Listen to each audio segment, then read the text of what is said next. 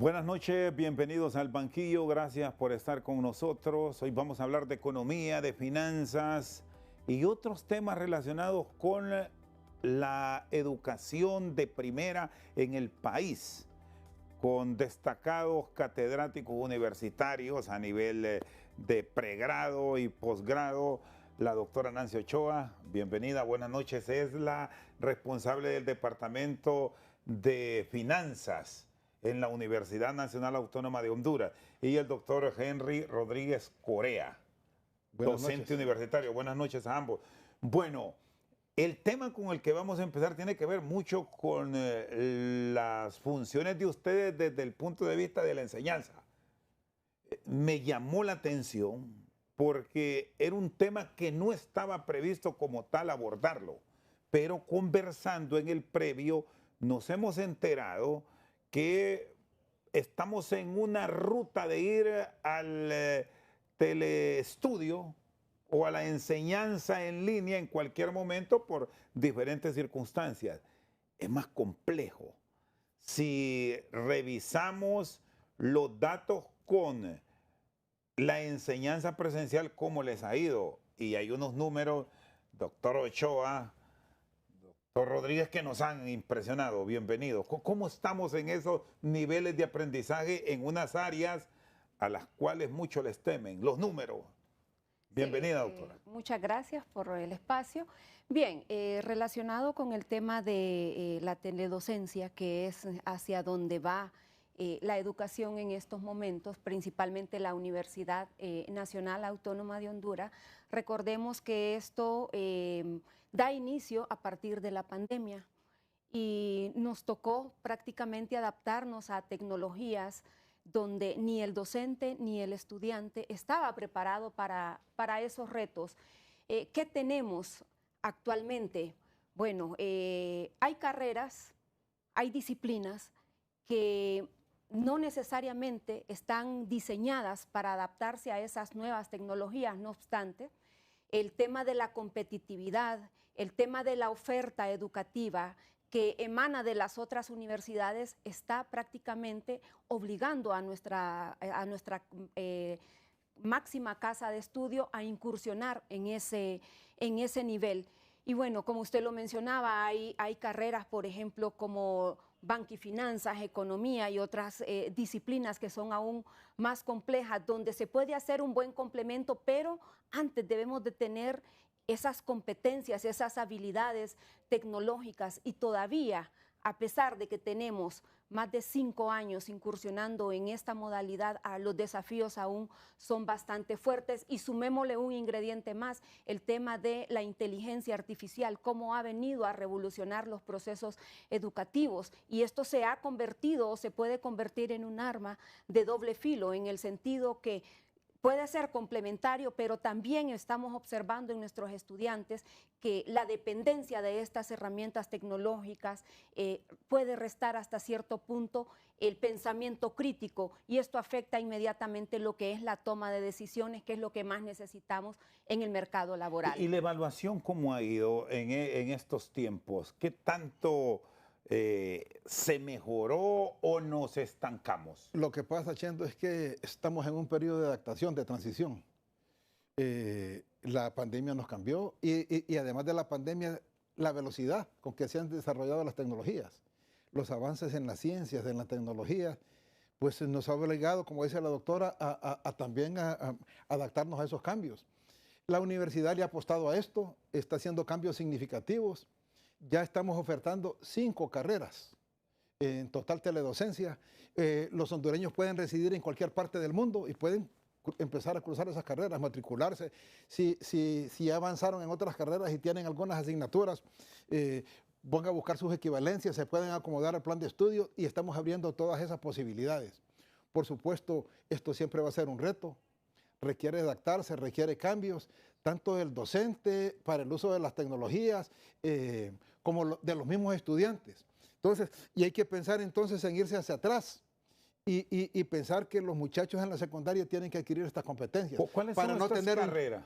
¿Cuáles son las carreras que están en este mundo ya? Tenemos informática administrativa, creo que psicología, derecho, un derecho, un técnico que no me ahora, pero son cinco. Técnico en microfinanzas, sí. Son 5 carreras. Ahora, el valerse de las herramientas es positivo, pero ¿qué cuando las podemos usar en este método de enseñanza para un beneficio, entre comillas, porque más bien nos va a retrasar por aquello de la copia que se volvió lo que pasa, Chendo, es que aquí cambia totalmente la manera de hacer docencia.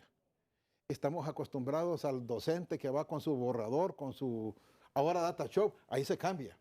El docente se vuelve un facilitador de procesos. Se requiere mucho más entrega, mucho más disciplina, sobre todo de los estudiantes. Es aprender juntos, es acompañar al estudiante en su proceso de aprendizaje. Utilizamos lo que se llama el aula inversa, donde incluso ya los horarios son más flexibles. Usted puede entrar a la plataforma y ver un video, ver todo lo que la clase contiene a cualquier hora del día, durante las 24 horas del día. Y daremos ese paso. Las evaluaciones son continuas. No necesariamente vamos a poner un examen de 1 hora. No, eso va en el camino. 1, 2, 3 preguntas, una prueba, te voy calificando. Ahora los sistemas informáticos lo permiten todo eso. Y daremos ese paso cualitativo hacia la excelencia por aquello de que me decía de números, que con la presencial evaluó y el 80% se aplazó.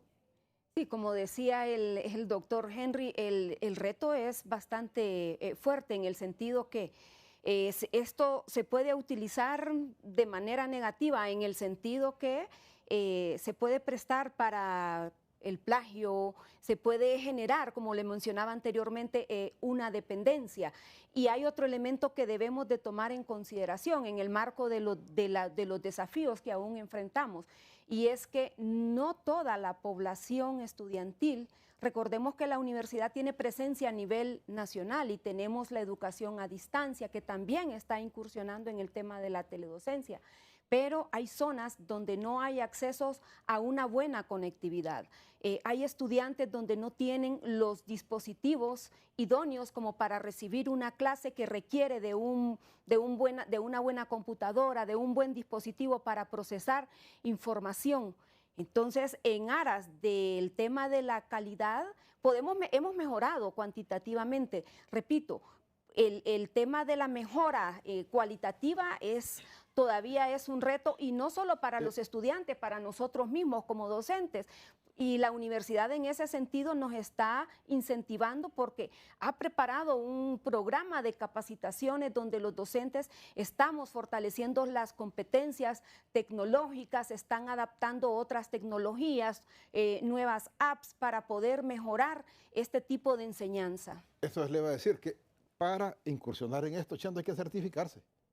Todos los docentes que van a teledocencia tienen que estar certificados. Es un proceso de acompañamiento donde se les enseñan las nuevas técnicas de enseñanza, el uso de herramientas tecnológicas. O sea, es un proceso complejo. ¿Y para cuándo estaremos listos? Nosotros estamos listos, ya le dije, ya empezamos con 5 carreras. Y de manera para ampliar se va a ir haciendo, la oferta. Se va a ir ampliando esa oferta, porque no es fácil, como se lo dije. Se requiere tecnología, algunos software especializados, ir certificando a los docentes, modificando los planes de estudios. Tienen que tener reforma los planes de estudios. No es lo mismo un plan de estudio presencial que uno a distancia. Se requiere dar mucho más trabajo práctico a los estudiantes, mayor participación de ellos. Tal vez algunos van a requerir alguna inducción para poder recibir las clases previamente y estar preparados para ello. Y hablando, ustedes que conocen esa otra área que es el recurso financiero, para esto se requiere una inversión enorme. Así es. ¿Y cómo estamos para esa área, a sabiendas de que han venido registrándose recortes en algunas asignaciones presupuestarias, que esto resultaría fundamental si apoyamos económicamente ciertas áreas del conocimiento? Como estamos en política, es un tema que no lo podemos desconectar de ninguna otra de las realidades del país. ¿Han observado ustedes en los políticos empoderamiento de estos temas o no saben nada? Mire, la universidad necesita mucho que hacer. Como usted lo dice, se requiere inversión fuerte en tecnología. Por desgracia, todavía no nos dan el 6% que dice la Constitución. Se queda muy lejos el gobierno. Y yo creo que se requiere más voluntad política, que los políticos que son los que deciden, asignan los presupuestos, sobre todo los diputados, entiendan la necesidad de estos procesos, que el mundo va hacia allá y que si nosotros no avanzamos en ese sentido, vamos a tener un rezago educativo. Por eso es que la universidad decididamente le ha apostado y como le digo, vamos con 5 carreras y en el corto plazo se van a ir incrementando más carreras. No es un proceso fácil, Chendo, cambiar a la teledocencia totalmente de la presencialidad, pero es un reto que sí o sí se tiene que asumir. Yo aquí solo... Sí, porque aquí lo difícil es mantener la calidad, ¿verdad? Pero estamos preparando docentes para no estar improvisando, se están certificando. Me decía. No, yo solo quería sumar a lo que dice el doctor Henry, que esta ha sido una lucha constante de las diferentes administraciones que ha tenido la universidad, justamente porque no se logra conseguir ese 6% constitucional y a las autoridades les ha tocado hacer una reformulación en su presupuesto, en su plan estratégico, para poder optimizar los recursos y podemos observar cómo se ha mejorado, por ejemplo, el tema tecnológico a nivel logístico. Muchas carreras, la mayoría de las carreras actualmente están mejorando, por ejemplo, temas de laboratorios, adquiriendo computadoras, pero de cara al nivel de población o a la cantidad de población estudiantil que alberga la Universidad Nacional Autónoma de Honduras, esa inyección todavía es un tanto insuficiente, entonces se requiere de mucho más recursos para poder alcanzar un nivel un poco más óptimo. Hay un elemento que se mezcla en esto de las nuevas tecnologías y es que el traslado que aparentemente se ha dado al grueso de la sociedad es que esto solo es de jóvenes, que ya cuando nosotros que tenemos ya algunas cuantas décadas de vida, en nuestro cuerpo no estamos tan enterados. No. ¿Cómo ha ido ese proceso de evolución a nivel de los docentes veteranos, llamémoslo de esa manera? Que hay un dicho que dice que la necesidad obliga, y eso es cierto. Vivimos esa experiencia con la COVID-19. La universidad no suspendió un tan solo día de clases durante la crisis. Esos más de 2 años que estuvimos enclaustrados en nuestras casas, nosotros estábamos trabajando desde allá. Ese fue el reto. Hubo compañeros que ya tenían el tiempo y prefirieron jubilarse porque no se adaptaron, eso es así, ¿verdad? Pero la mayoría sí lo lograron y con éxito, con acompañamientos, con ayudas, pero ahora ya están preparados, o sea, la tecnología es para todos. Unos somos más reacios a entrarle, pero es una necesidad. No podemos estar desvinculados de ella. Convivimos con ella, respiramos, yo diría, con ella, así se ha vuelto indispensable. Entonces, lo que nos queda es hacer el mejor uso de esa tecnología, Chendo, que por desgracia en nuestro país no se da eso, ¿no? Sobre todo en los jóvenes.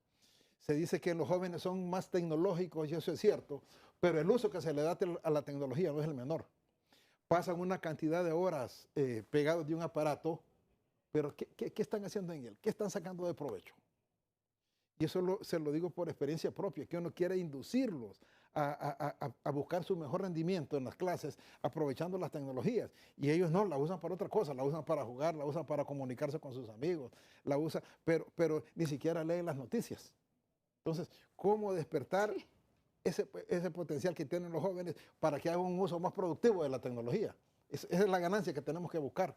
Muy bien, el doctor Henry Rodríguez y Nancy Ochoa están con nosotros al banquillo. Hacemos la pausa. Cuando vengamos ya entramos en detalle con los temas de banca y finanzas. La semana anterior el empira frente al dólar se apreció. Hubo 2 días en donde la caída de la divisa estadounidense frente a la moneda hondureña fue de casi 20 centavos del empira. ¿Qué pasó? ¿Por qué estos movimientos de mercado? Ya entramos en breve con más detalles. Seguimos esta noche al banquillo. La semana anterior se tuvo una ligera apreciación del empira frente al dólar. ¿A qué se debió este factor? Muy pocos como tal lo registraron, pero fue una realidad de mercado, doctora. Sí, bueno, hay que tomar en consideración que en julio también hubo dos momentos donde se apreció ligeramente el Empira, pero la de mayor significancia fue la del 6 de agosto, si no me equivoco. Sí, 5.6. 5.6, en donde se aprecia aproximadamente en 20 centavos. En primer lugar, esto pues cambió un poco el tema de la tendencia y las expectativas que se tenían al final del país relacionado con el tema de hacia dónde podía llegar el valor del Empira. Y meses anteriores se había estado devaluando aproximadamente desde enero hasta días atrás en más de 3%, ¿sí? Comparado con el año pasado, que fue aproximadamente de 2.72, uno hacía proyecciones y creía que podía llegarse aproximadamente hasta el 4% de devaluación. En términos nominales, al día de hoy, desde enero hasta hoy, se ha devaluado exactamente 75 centavos. En este 2025 la caída es de me gustaría ver un cuadro grande que trajimos. Sí, y lo otro, cierro con esto para darle paso al doctor, es que al día de hoy se ha devaluado 3% exacto. El doctor trae una tabla mucho más amplia donde podemos hacer las valoraciones y cómo ha sido este comportamiento del Empira frente al dólar. Bueno, vamos entonces, producción, con esa tabla, la otra, una tabla que es la primera, creo, que nos muestra, aquí estamos. Bueno, si nos describe cómo ha sido el comportamiento del valor de la divisa estadounidense de este siglo. Sí, de este siglo. Bueno, estas cifras son claras. Estábamos en 15 en el 2000. 15 lempiras por un dólar. 15 lempiras por un dólar. Ahora ya pasamos los 26. Y este es un fenómeno que no deja de alarmar para ustedes que son expertos en finanzas, porque muchas veces no vemos las variaciones cuando es de centavos, y más pensamos en función. ¿Cuánto va a costar 15.50 si nos ubicamos en el 2000? Ahora porque habíamos roto el esquema de los 14. Ahora estamos pensando, cuando vemos 26, ¿cerraremos a 27? Pero fíjese que aquí, por ejemplo, ¿qué es lo rescatable de esto? Que solo en el 2003, 2004 vemos que tuvimos abrupto 5 y 6% de deslizamiento, que ningún año ha pasado de un lempira. Eso es importante, ¿no?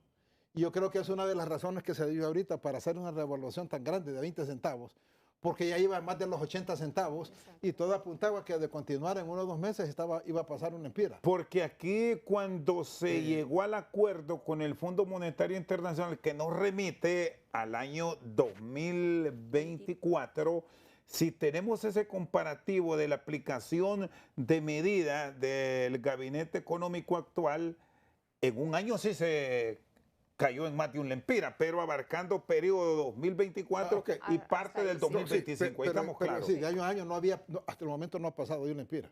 O sea, podemos decir que hemos tenido una devaluación controlada,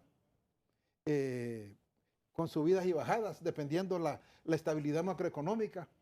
Pero en el actual momento yo diría, y esta es nuestra posición, hemos venido analizando, que no hay condiciones para mantener una depreciación tan acelerada. Hay suficientes reservas internacionales netas. Las remesas están repuntando. A este momento han ingresado más de 6.000 millones de dólares. Todo apunta a que vamos a sobrepasar los 10.000 millones al llegar a diciembre. Que sería una cifra histórica, sí, un récord. Han mejorado las exportaciones. El déficit en la balanza comercial ha disminuido. El producto que se ha incrementado el volumen de exportación del café, ha mejorado el precio también del mismo. Que el gobierno ha recibido préstamos que vienen a fortalecer. Que la incertidumbre que tenían los agentes económicos, que sobredimensionaron la demanda y que esa especulación hizo que compraran dólares y empezaran a salir del país, ya se disminuyó. Banco Central, aunque todavía no llega a cubrir plenamente esa demanda diaria, ya casi la está alcanzando. Está sobrepasando el 80%. O sea, hay suficientes reservas internacionales. En este momento estamos llegando casi a los 9.300 millones de dólares. Nos estamos recuperando 5.9 meses de importaciones. Y la única razón que tenemos es cuidar la competitividad del país frente a los socios comerciales. Y este elemento, el cuidado de la relación con nuestros históricos socios comerciales. ¿Advierte que le estamos manteniendo o hay algunas escaramuzas por ahí que pueden distorsionar este buen momento del mercado? Mire, ahí se toma en cuenta algunos factores como nuestra propia inflación, la inflación de ellos, qué tipo de cambio tienen, cómo se moviliza. Estos factores se ponen en lo que se llama el índice de tipo de cambio efectivo real, que es el que nos permite medir la competitividad. Y revisando las cifras de Banco Central, el último cálculo que tienen es a junio de este año, hemos tenido una ganancia teórica de competitividad de 0.94. O sea, que podemos decir que desde ese punto de vista ha dado fruto, ¿verdad? Pero recordemos que un proceso de evaluación de la moneda tiene ganadores y perdedores. Ganan los que tienen capacidad de exportar, que dicho de paso en el país no son muchos. Tenemos una oferta exportable muy limitada. Pierden los que consumen productos, bienes y servicios que vienen del extranjero en dólares, la mayoría de la población. Entonces, pongamos en la balanza entre quienes ganan y quienes pierden. Y vemos que las devaluaciones aceleradas no nos convienen.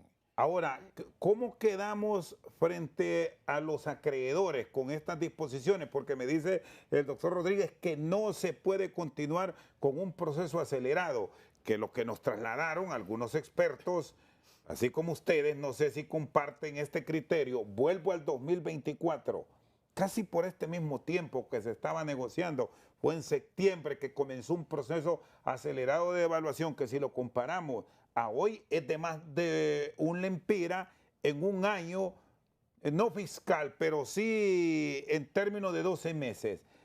Puede venir una presión del Fondo Monetario porque se puede pensar que hay incumplimiento a un proceso de devaluación acelerada.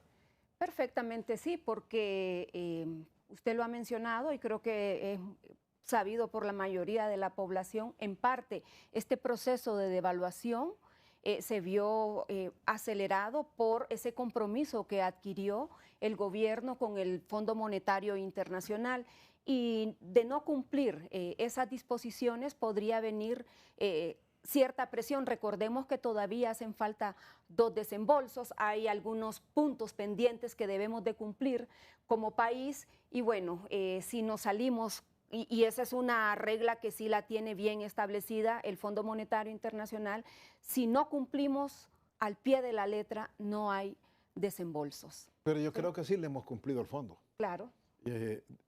Algunas, no el 100%, algunas cosas, ¿no? Porque habían otros requerimientos como los pagos a los proveedores de la energía renovable, mantener el déficit fiscal, que ha sido un logro de este gobierno, ¿no? Mantener un déficit fiscal relativamente bajo.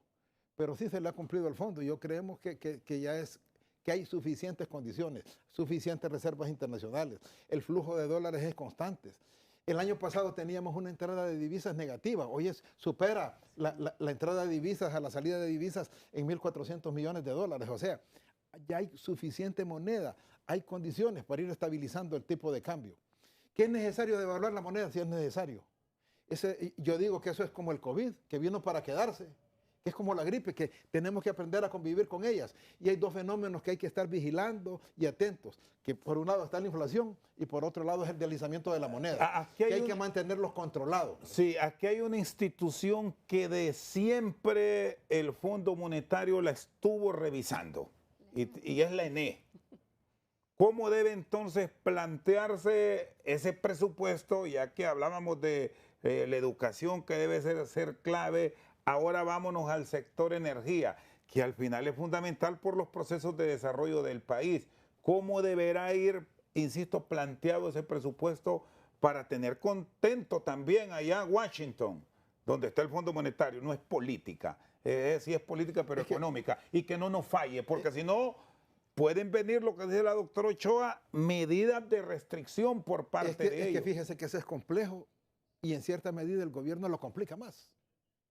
Un sector deficitario. Y aquí le perdón que lo interrumpa, y estamos en años políticos, recordemos que las regalías están a la orden del día. Entonces, un sector deficitario, con pérdidas enormes, arriba de los 80.000 millones de lempiras, con deudas que no puede pagar a los generadores térmicos, que van creciendo día a día, con pérdidas técnicas y no técnicas cercanas al 35%, aunque de acuerdo a los datos que nos presenta el gobierno ha mejorado, estaban en 38%, con una previsión de sobrepasar el 40%, pero han logrado reducirlas al 34%, con problemas serios, y subsidiamos la energía.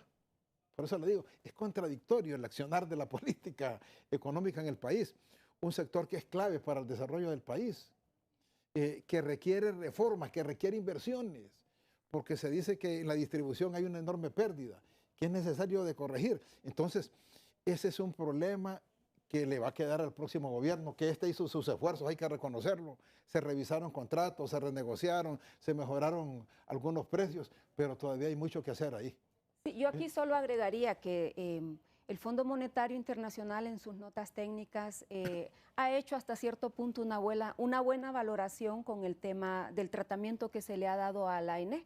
Y como usted bien lo apunta, esto ha estado en el ojo, en la mira por parte de ellos desde que o desde 1990 para acá. Pero esto nos lleva a analizar otro tema, y es el endeudamiento que genera el querer mantener una institución estatal que genera pérdidas, ¿verdad? Un tema de endeudamiento que nos viene a engrosar esa deuda pública que tiene ahogada a nuestra economía, a la población en general. Es decir, aquí tenemos claro que si hay un aporte financiero como tal, se ha venido registrando aquí durante las últimas 2 décadas para la estatal eléctrica, es un dinero que automáticamente una parte se tendrá que pagar con un adicional porque es dinero perdido. Así es, definitivamente, dinero irrecuperable. Y lo peor que esa cuantía se va incrementando porque las pérdidas no se reducen. Entonces, es un problema serio el que tenemos de energía. Un bien estratégico para el atractivo de la inversión. ¿Y por qué cuesta tanto? Ustedes que conocen de números y los números son exactos. Es que el problema, Chendo, es que el componente político nadie lo pudo quitar. Aparte de eso, Chendo, hay contratos que hay que esperar que se vayan venciendo para renegociarlos. Que no fueron las mejores negociaciones, que los precios no eran los indicados del mercado, pero hay un documento que lo avala, hay un término de tiempo que hay que respetar. El gobierno ha hecho esfuerzos, se mejoraron creo más de 20 adendas, ¿verdad? Entre 18 y 20 adendas se renegociaron. Que por cierto, dentro de esas adendas, y esto lo voy a confiar porque me lo trasladó una persona que estuvo adentro y que conoce los procesos de negociación. De estas 18 adendas, 15 eran buenas, 3 no, bueno, y se aprobaron. Mire, entonces, ¿cómo están los papeles de los organismos de crédito internacional? Porque se supone que tienen representantes aquí en el país que deben dar el seguimiento a este tipo de documentos y reportar. En esto andamos mal. Claro, y precisamente ellos reportan allá y ven que la cosa no es fácil. Hay que reconocer que este gobierno ha hecho esfuerzos. Eso nadie lo puede discutir. Pero es que hay mucho que hacer. Ahí ese es un monstruo que no es fácil de controlar. Sí, yo creo que también el tema de la ENE es bastante susceptible en el sentido que hay que reconocer que ha sido una institución que un proceso de privatización la debilitó a tal punto que la tiene en la situación que está. Y es obligación del Estado, porque no seguir manteniéndola, aunque conozcamos o estemos conscientes de las desventajas que genera, pero creo que el Estado debe de alguna forma garantizar el manejo de servicios básicos, de servicios públicos como lo es la energía, como lo es el agua, educación y todo lo que engloba la política sectorial. Entonces es difícil decir, no, se privatiza totalmente el tema de la energía porque no se puede, o sea, el mercado, tiene fallas. Y ahí hay una dicotomía entre lo que es el Estado y lo que es el mercado, y en el centro tenemos este problema grave que es la ENE como tal, ¿verdad? Repito, genera pérdidas, pero hay que también valorar la función que desempeña en la economía como tal. Ya lo mencionaba el doctor Henry, es clave para atraer el tema de la inversión extranjera. Y bueno, no sé cuánto tiempo vamos a seguir con este problema y seguiremos, el Fondo Monetario Internacional sin duda seguirá haciéndonos hincapié en mejorar esta problemática. Bueno, la fórmula Guatemala, traigo al vecino país a colación porque es el éxito en el manejo de la ley de la industria eléctrica en la región. Funcionó.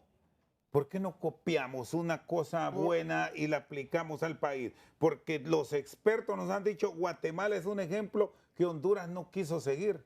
Pero es cuestión de precios. Empresas similares le venden mucho más barato allá la energía que aquí. Pregúntese por qué. Porque ahí está la corrupción, la mano política, las componendas.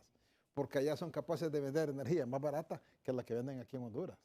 Incluso hondureños venden más barato allá. Entonces, ahí está, ¿no? El tipo de negociación que se va haciendo, ¿no? Que los políticos a veces velan más por sus intereses que por los de la ciudadanía en general. Y en esos momentos que están en el poder solo quieren para ellos y luego me voy, no me importa lo que dejo. Sí, eso es lo que ha pasado realmente con esa empresa, ¿no? Con esos contratos leoninos, que ahora no son fáciles de desenredar. No, el doctor Henry ha introducido un elemento clave aquí con las categorías que se han analizado. Por ejemplo, y lo tomo con el tema del tipo de cambio. Mirábamos en un periodo de 25 años en donde se dieron los repuntes o las devaluaciones mayores, 2002, 2003, 2016, nos preguntamos, ¿pero qué ocurrió en esa época? Problemas políticos, golpes de estados, temas de reelección, y ahora traigamos el problema político al tema de los problemas que hay con la ENE. ¿Qué estoy tratando de decir al final? Que los resultados económicos que estamos enfrentando el día de hoy son derivados de las decisiones políticas que han implementado quienes nos han gobernado, así de sencillo. No podemos desarraigar esas dos variables. El rezago económico y social que vivimos hoy, en gran parte, es culpa de los políticos. Muy bien, hago la pausa.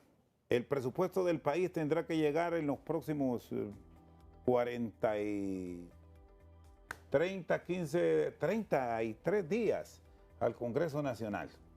Quizás menos, porque ahora lo envían antes. ¿Cómo debe plantearse el tema de la inversión social, entre comillas, porque es año político? Los cuidados que hay que tener después de la pausa.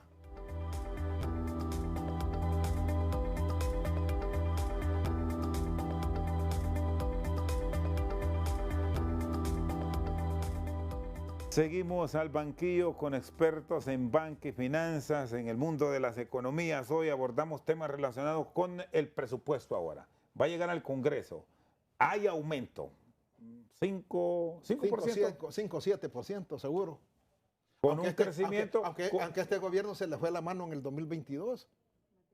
Más del 20%, ¿verdad? Un aumento sin precedentes. Sí, sin precedentes. Y atentos. Arriba de la tendencia. Este presupuesto que se va seguramente a discutir, o no sabemos qué va a pasar en diciembre, si se queda con el del 2025 y le dejan la tarea de una eventual reformulación a la nueva administración. Pero esa es una interrogante que ahora no tiene respuesta. Pero ¿cómo manejar lo social? Porque tenemos niveles de inversión bajos hasta ahora, pero en estos últimos meses, en años políticos, ya sabemos qué nos cuenta la historia del 2021, del 2017, y si nos vamos hacia atrás, llegamos hasta el siglo anterior. Sí, relacionado con la ejecución presupuestaria, según el portal de CEFIN, de manera general, al día de hoy se ejecutó un poquitito más del 50%, pero a nivel de inversión pública, ahí se ha ejecutado un 40%. Lo curioso ahí es la baja ejecución en la inversión productiva. Pongámosla. Sí, dejémoslo todo el cuadro, sí, producción, perfecto. A ver si nos detalla. Sí.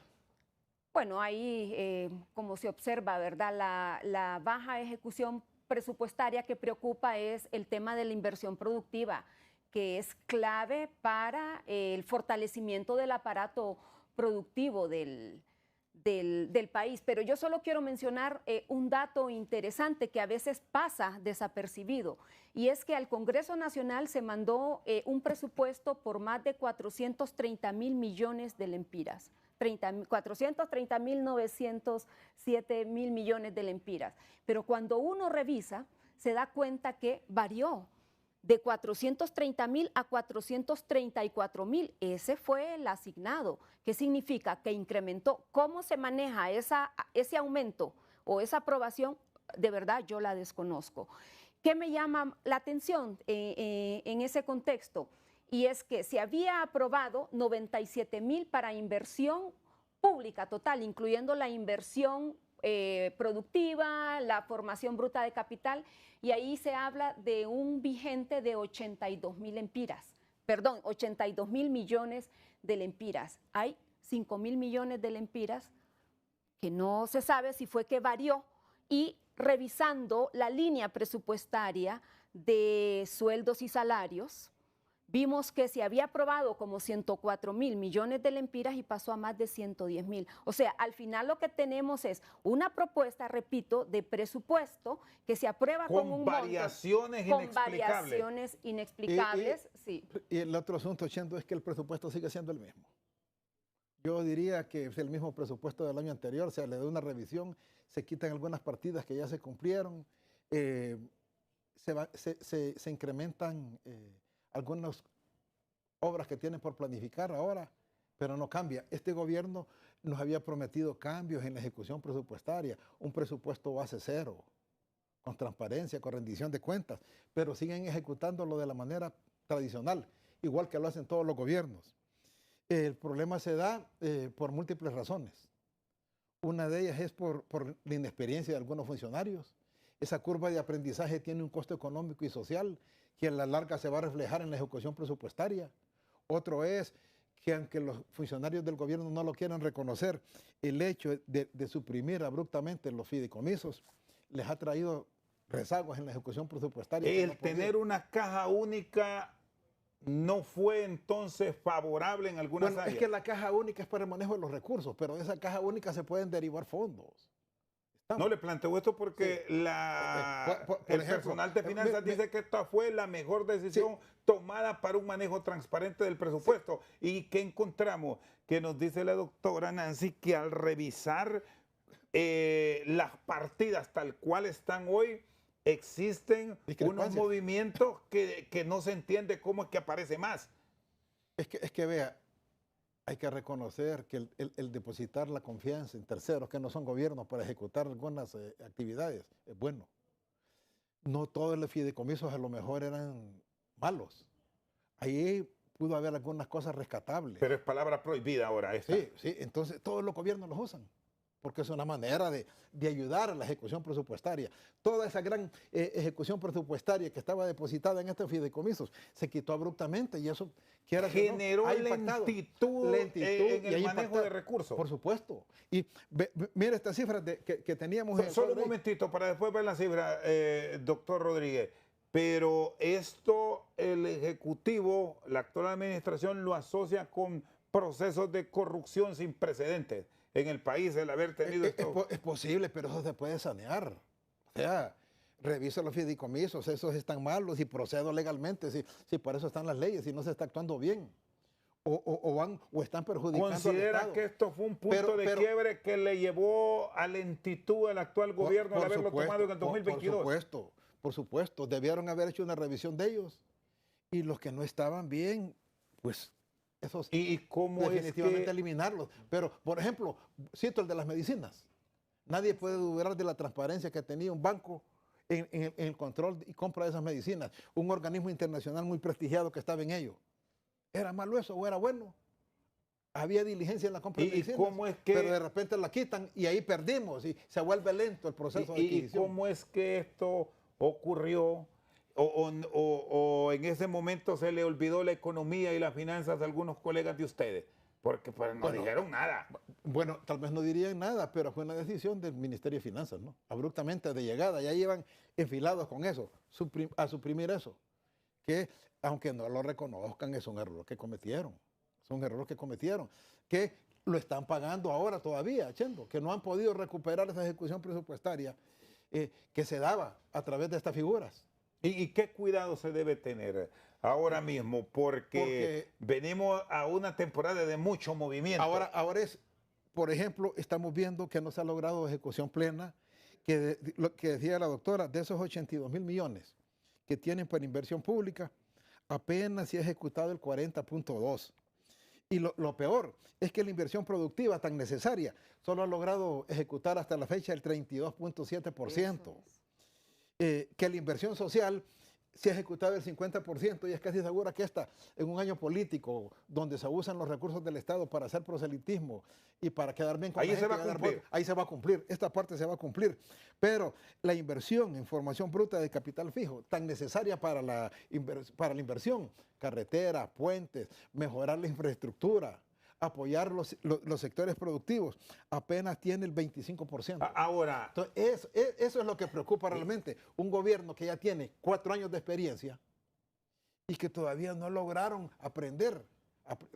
Entonces, y quieren seguir y a lo mejor van a seguir haciendo lo mismo. Explíquenme esto ustedes, porque en esto nosotros nos declaramos que consultamos para que nos ilustren. 82.000 millones. Ejecutados 40 y tantos %. 33.000 millones ejecutados. Sí. Es decir, tenemos una caja que está rebosante de dinero, con casi 50.000 millones. Bueno, y observamos proyectos carreteros que están dentro de eso. Este dinero a lo mejor no está todo en la caja. A eso voy. Okay, porque no observamos que hay proyectos carreteros, que hay obras que el pueblo las desea ver ejecutadas, pero no se avanza como se debe. La pregunta es, y es que ese dinero entonces existe solo en papel, porque yo el número puedo poner cualquier cantidad de millones. Es que estos 82.000 millones van a provenir de la recaudación paulatina que va haciendo el gobierno. Él va programando el gasto, de los préstamos. ¿Por qué tenemos un déficit fiscal bajo? Porque como el gobierno no ha alcanzado altos niveles de ejecución, ahí se refleja en el déficit. ¿Y por qué la deuda pública interna y externa se ha mantenido controlada? Por esa baja ejecución. No ha requerido altos niveles de endeudamiento porque no han sido capaces de ejecutar todos los recursos. Entonces, no ha habido la necesidad de endeudarse porque no han logrado cumplir con las metas establecidas.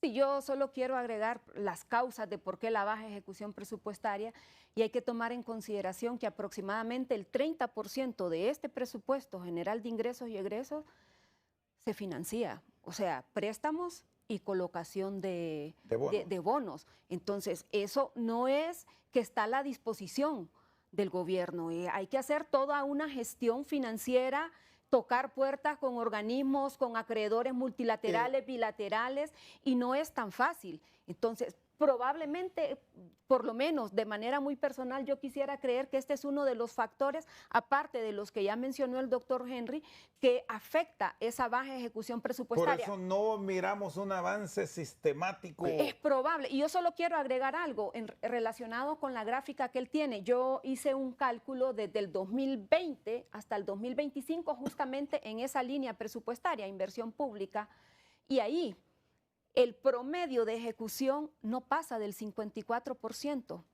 O sea, si agarramos los 5 años hasta lo que llevamos actualmente, la inversión pública no se ha ejecutado en esos 5 años más del 54%. Eso es un problema grave, porque como lo mencioné anteriormente, el país necesita de inyección de recursos para el tema de inversión productiva, reactivar el aparato productivo, y si se presupuesta y no se ejecuta, hay un problema. Y eso se agrava con la caída de la inversión extranjera.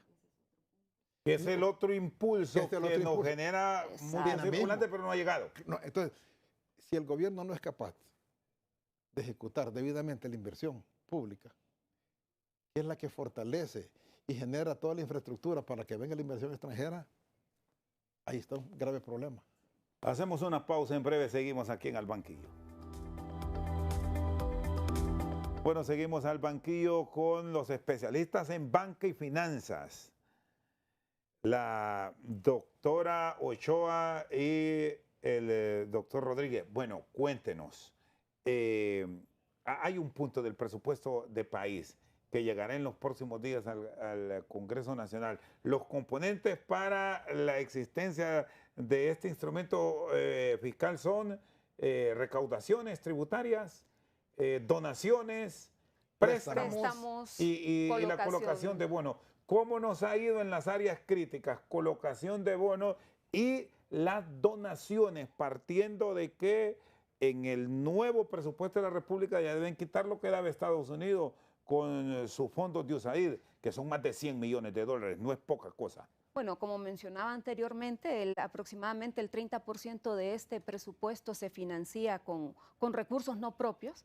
Y en el tema de créditos que están, o de financiamiento que está muy relacionado con el tema de la deuda pública, ¿verdad? La cual está en más de 17,000 millones de dólares, no se sabe a ciencia cierta cuánto ha recibido el gobierno de los acreedores multilaterales, bilaterales, pero sí en donde se observa mayor problema es en el tema de la colocación de bonos.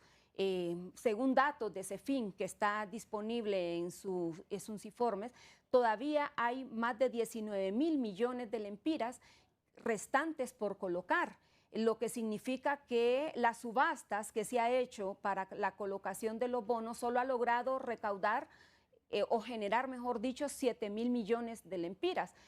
Todo ese recurso que hace falta, pues indiscutiblemente puede afectar o podrá estar afectando lo que es la ejecución presupuestaria. Y es que a esto hay que sumarle el adverso clima de negocios que tenemos en el país, el riesgo país que se ha incrementado por esa incertidumbre política que se dio recientemente. Esa incertidumbre lo que hace es ahuyentar la inversión en primer lugar. Luego, cuando un país va a colocar sus bonos, lo que hace es subir la tasa de riesgo. Un inversionista tiene su dinero y dice, ¿dónde lo ubico? Busca lugares en el mundo donde ubicarlo y toma como referencia la tasa del Tesoro de los Estados Unidos. Es decir, que estamos proyectados que para este último trimestre del año, bueno, quizás son 4 meses más bien, difícilmente vamos a tener un clima óptimo para atraer recursos. No, quiero explicar algo aquí. Entonces, el inversionista busca un mercado donde colocar su dinero, toma como referencia la tasa del Tesoro de los Estados Unidos, que ahorita anda por 4.6, 4.60. Y entonces él ve la posibilidad, se los presto a Honduras, compro bonos de Honduras o compro bonos del Tesoro. Bueno, los bonos del Tesoro son cero riesgo. Ahí voy. Entonces, para traer ese dinero de aquí hay que poner una prima de riesgo, que son 4 puntos más. 4.6 de más riesgo país, 4 puntos más. La tasa de intermediación se estarían colocando entre 9 y 10%, esos bonos. Carísimos y son de corto plazo. Por eso es que es difícil colocar esos bonos en los mercados internacionales. El último bono que se dio luz verde para su colocación, creo que eran 800 millones de dólares, ¿se ha logrado o estamos esperando? Se logró en parte, pero ¿El bono no temático? Sí. Hubo la colocación de un bono verde de 700 millones de dólares. Pero tasas altas. Ahí sí no yo creo que fue como entre 6 y 7, creo. Siempre los bonos, por ser instrumentos de corto plazo, son mucho más altos. Por eso es que se recomienda que el endeudamiento sea con organismos internacionales de crédito, porque esos dan plazos más amplios, trato preferencial. Pero esa es una fuente que con todo lo que hemos venido arrastrando, no de este gobierno, sino lo que pasa, de todos los gobiernos, se han ido agotando. Es que lo que pasa es que generalmente los gobiernos recurren a bonos cuando son endeudamientos no programados, para solventar crisis como la del ENE, por ejemplo. Se está haciendo tan grande la deuda del ENE, los compromisos que tiene, que los endeudamientos programados ya con los organismos internacionales no lo cubren. Se sobrepasó. Se sobrepasó. Ahora, entonces se tiene que recurrir a este otro tipo de endeudamiento. Ustedes siempre nos han insistido en que nos volvamos más productivos, que volvamos los ojos al campo donde están las grandes riquezas, pero para ello se necesita trasladarles seguridad jurídica a los inversionistas, fondos o recursos blandos para ellos. Este es un área que seguimos con una enorme deuda. Solo quiero que nos ubique esta producción que tiene el Departamento de Economía de la Universidad. Por favor, producción, ahí está un dato que es al mes de junio. Al mes de junio. Al primer semestre del año. Fíjese que esto es bien interesante. Solo observemos esos números. Exportaciones 6.653. Aquí va gran parte del recurso café que repuntó. Sí, pero hay que destacar algo. Importaciones. Hay que destacar algunas cosas aquí. Uno es que ese déficit comercial ha tenido una reducción de 500 millones. Como un 15%. Sí. O sea, era mucho mayor. Estábamos peor antes. Estábamos peor. Sí. Ha habido una reducción, estamos. Pero viendo esas cifras, a final del año las importaciones van a sobrepasar los 20.000 millones de dólares. Las exportaciones... En noviembre y diciembre se gasta más. Las exportaciones van a andar cerca de 14. O sea, ese déficit es casi seguro que va a andar cerca de los 7.000 millones. Pero lo más destacable aquí de esta gráfica es esa parte que dice importaciones. El 84% de lo que importamos en este país son mercancías generales, productos terminados listos para el consumo. Fíjese que solo el 16% son bienes de transformación para apoyar los procesos industriales, los procesos de producción del país. O sea, somos una economía pequeña, muy abierta al comercio mundial. Consumimos demasiado. Y consumimos cosas importadas. Se ha logrado establecer, no sé si tenemos estos números, cuánto viene por países, porque Estados Unidos sigue siendo el gran denominador. O se han invertido los papeles con China. Aquí está. Aquí vamos. Aquí está. Las relaciones con los principales socios. Estados Unidos sigue siendo, sí o sí, nuestro principal socio. ¿Los números azules qué son? Los números azules son las importaciones y los otros son las exportaciones. Las exportaciones. Vemos que estamos exportando el 46% a los Estados Unidos y estamos importando el 33%. Ese es el principal socio comercial del país. Y se mantiene siempre el mercado centroamericano como la segunda opción. Pero fíjese que en el mercado centroamericano somos deficitarios, tenemos una balanza comercial negativa con todos los países, excepto con Nicaragua. O sea, es más el flujo de bienes que importamos que el que les estamos exportando a estos países. Y ni siquiera hemos podido aprovechar el mercado local. Y vamos a ese último, porque ahí desaparece un socio que fue fundamental para ciertas industrias en Honduras, que fue Taiwán, que modificaba notablemente entre lo que lleva la China popular y lo que nos manda. Aquí tenemos una invasión de productos chinos, que eso es una barbaridad. Se está acercando ya a todo el mercado común centroamericano. Ya China, en cuanto a importaciones, se está acercando a Centroamérica. Ya sobrepasó Europa. Y fíjese, ¿qué le mandamos a China?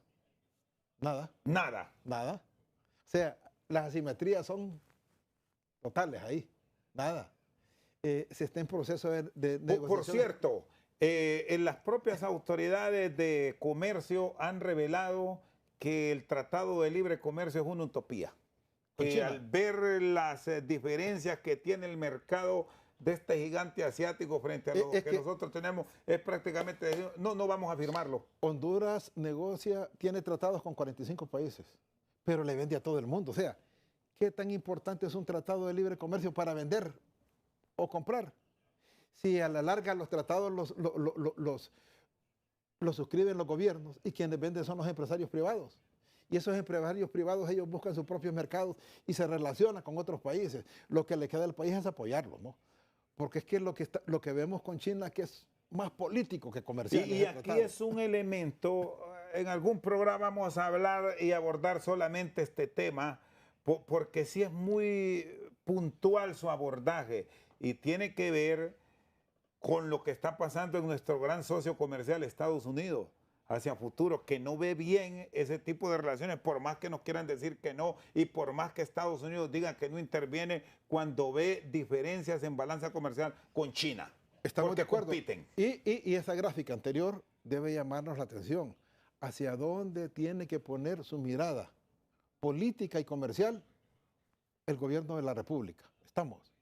Este es el mensaje que tienen que tomar los candidatos. Los datos son concluyentes y bien claros, Chendo. En los Estados Unidos residen 2 millones de hondureños. El 98% de las remesas, casi de esos 10.000 millones, vienen de los Estados Unidos. Ya vimos el flujo comercial que tenemos con ellos. Entonces, definitivamente tenemos que meditarlo y ver que las conveniencias del país es apuntar hacia allá. Muy bien, gracias. El doctor Henry Rodríguez y la doctora Nancy Ochoa han estado con nosotros esta noche al banquillo. Por su sintonía, muchas gracias.